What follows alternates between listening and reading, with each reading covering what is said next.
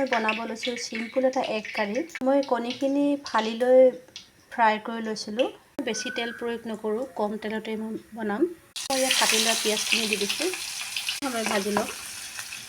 মই ইয়াত পিচি থোৱা মছলাখিনি ইয়াত এড কৰি দিম। মই পিঁয়াজ এটা, নহৰু, আদা, অলপমান জিৰা গুড়া দি পিচি লৈছিলোঁ। ইয়াত মছলাৰ পৰা তেলখিনি ছেপাৰেট হৈ গৈছে। চামুচ হালধি গুড়া, জলকীয়া গুড়া, অকণমান মিট মছলা দিছোঁ। মছলাখিনি লৰাই থাকিম।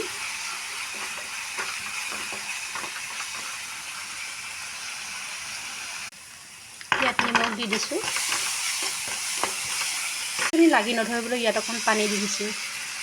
এতিয়া উতলি উঠিছে, এগখিনি দি দিম।